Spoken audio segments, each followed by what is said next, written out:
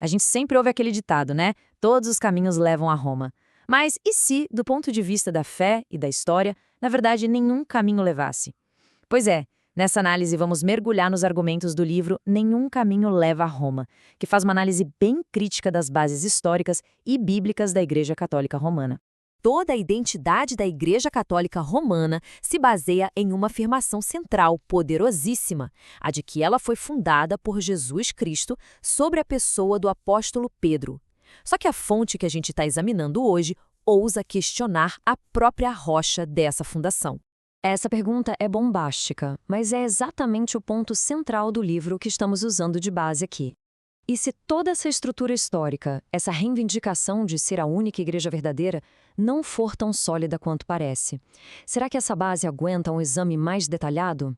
É isso que vamos descobrir. Ok, então para começar a entender essa questão, a gente precisa ir direto na fonte, no versículo que é o pilar de tudo isso. O famoso texto de Mateus, capítulo 16, versículo 18. Bom, esse versículo é tudo.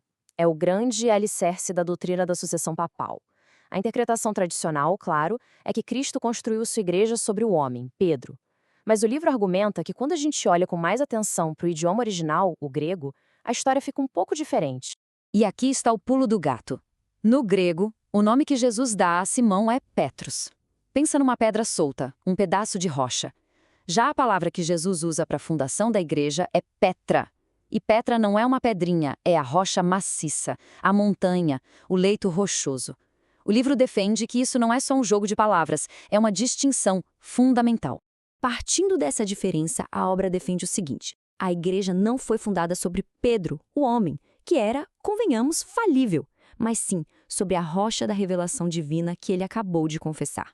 Tu és o Cristo, o Filho do Deus vivo. Essa confissão, essa verdade, essa é a Petra, a fundação inabalável da fé. E olha que interessante, essa interpretação não é nova, não foi inventada agora. O livro resgata o que gigantes da igreja primitiva, como Agostinho de Hipona, já diziam. Ele e muitos outros entenderam que a rocha era o próprio Cristo. A frase de Agostinho é brilhante, né? Basicamente, Pedro, você está sendo construído sobre mim, que sou a rocha, e não o contrário. Isso mostra que essa visão tem raízes históricas profundas. E talvez a evidência mais forte, segundo a fonte, venha do próprio Pedro. Nos seus escritos, ele nunca se coloca como um papa. Pelo contrário, ele se chama de presbítero, um líder igual aos outros. Ele adverte contra líderes que querem dominar o rebanho. E, o mais importante, ele aponta para Cristo como o único e verdadeiro sumo pastor. Certo. Agora, vamos sair um pouco da Bíblia e entrar na história da igreja. O que os grandes concílios, as reuniões dos líderes da igreja primitiva, diziam sobre a autoridade do bispo de Roma. O argumento do livro é que, na verdade, eles limitavam esse poder. Essa tabela aqui resume muito bem. As decisões oficiais desses concílios, os chamados cânones, estabeleciam um sistema de autoridade regional de iguais. O bispo de Roma tinha jurisdição na sua área, assim como os de Alexandria e Antioquia.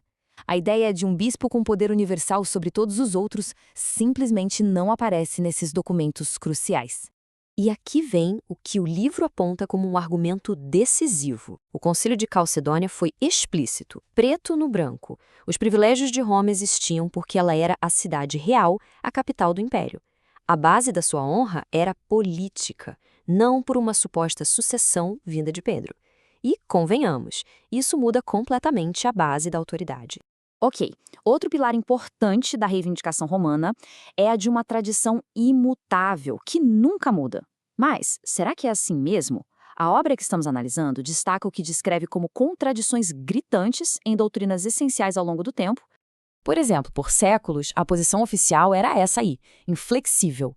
Em 1302, o Papa Bonifácio VIII decretou na bula Unam Sanctam que era absolutamente necessário para a salvação de qualquer pessoa estar sujeito ao Papa. Era uma declaração dogmática, definitiva, sem discussão. Agora, vamos avançar quase 700 anos. O catecismo moderno da Igreja Católica apresenta uma visão drasticamente diferente. Ele reconhece que outras igrejas, como as protestantes e ortodoxas, são usadas pelo Espírito Santo como meios de salvação.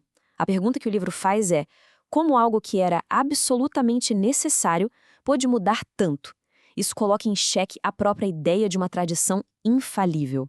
Bom, então, se as reivindicações da supremacia papal são questionadas com base na Bíblia e na história, como argumenta o livro, qual seria a fundação alternativa para a fé cristã?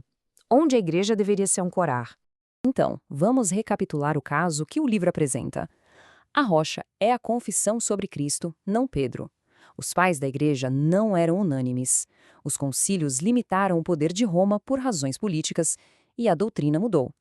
Juntando tudo isso, a obra propõe um retorno ao princípio que teria guiado a igreja primitiva e, mais tarde, a reforma protestante. E esse princípio é o sola scriptura. A ideia é simples e, ao mesmo tempo, poderosa. A Bíblia, e somente a Bíblia, é a autoridade final, a única regra infalível de fé para a igreja. A autoridade máxima não estaria em um bispo, em um concílio ou em uma tradição, mas na própria palavra de Deus. E para fechar, a análise termina com uma citação no mínimo chocante.